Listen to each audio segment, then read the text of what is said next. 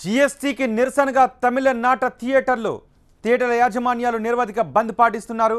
చెన్నైతో సహా ప్రధాన నగరాలలో సినిమా హాళ్లు మూతపడ్డాయి. పన్ను భారాన్ని తాము భరించలేమంటున్నారు థియేటర్ ఓనర్స్.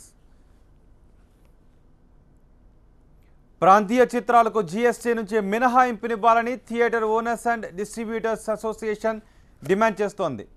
తమిళనాడుతో పాటు పాండిచ్చేరిలో కూడా సినిమా హాళ్లు మూతపడ్డాయి. 28% స్లాబ్ను తట్టుకోలేకపోతున్నట్టు ఆందోళనలు జరుగుతున్నాయి. టికెట్ ధరలు పెంచినప్పటికీ తమకు ఎలాంటి లాభం ఉండదని అంటున్నారు థియేటర్ యజమానులు. బంద్కు తమిళ సినిమా నటులు సంపూర్ణ మద్దతును ప్రకటించారు.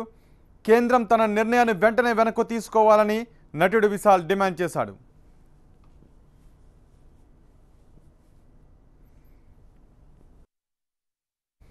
గతంలో 83 రూపాయలుగా ఉన్న సినిమా టికెట్ ధర ఏకంగా 120 రూపాయలకు పెరిగింది.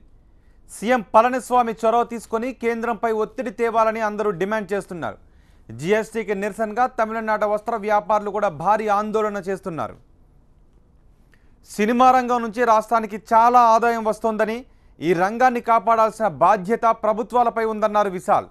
ఇతర రాష్ట్రాల్లో ఇస్తున్నట్టు సినిమా రంగానికి పన్ను రాయితీలు ఇవ్వాలని కోరారాయన.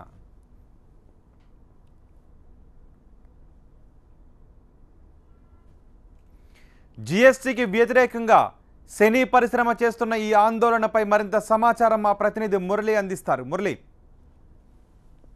తమిళనాడు వ్యాప్తంగా ఉన్నటువంటి దాదాపు 1100కు పైగా సినిమా థియేటర్లన్నీ కూడా మూతపడ్డాయి. జీఎస్టీ అమలుతో 28% టికెట్లపై ఏదైతే ఈ ట్యాక్స్ ఉందో, ఈ ట్యాక్స్ కు తోడు రాష్ట్ర ప్రభుత్వం మున్సిపల్ ట్యాక్స్ కూడా 30%, అంటే దాదాపు 58% పన్ను అదనంగా ఈ టికెట్ ధరపై పడుతుంది. ఇప్పుడు వరకు కూడా 80 రూపాయలు ఉంటే ఇప్పుడు 100 రూపాయలు, అంటే 100% మించినటువంటి టికెట్ ధర పెరిగినటువంటి పరిస్థితుల్లో ఎట్టి పరిస్థితుల్లోనూ ఇటు నిర్మాతలకు కానీ ఇటు సినీ ఏదైతే థియేటర్ యాజమాన్యాలు ఉన్నాయో వీరెవరికి కూడా గిట్టుబాటు అయ్యేటువంటి అవకాశం లేదన్నటువంటి అంశంతో తమిళనాడు వ్యాప్తంగా కూడా థియేటర్ యాజమాన్యాలు ఇవాళ నిరసనకు దిగాయి. థియేటర్లన్నీ కూడా మూసివేసి తమ నిరసన తెలుపుతున్నాయి. కేంద్ర రాష్ట్ర ప్రభుత్వాలపై ఒత్తిడి తెచ్చే ప్రయత్నాలు చేస్తూ ఉన్నాయి. అయితే ఇప్పటి వరకు కూడా కేంద్ర ప్రభుత్వం తీసుకున్నటువంటి జీఎస్టీ అమలు కావచ్చు, దీనికి సంబంధించి ఇబ్బంది కొంత మేరకు ఉంటే అంతకు మించినటువంటి భారం రాష్ట్ర ప్రభుత్వం విధిస్తున్నటువంటి ఈ మున్సిపల్ పన్ను కారణంగా మరింత ఇబ్బందులు ఎదుర్కోవాల్సినటువంటి పరిస్థితి ఉంది. లక్షలాది మంది సినీ కార్మికులు ఆధారపడ్డటువంటి ఈ సినీ పరిశ్రమ, అలాగే సినీ పరిశ్రమ ఇప్పటికే పైరసీ లాంటి సమస్యలతో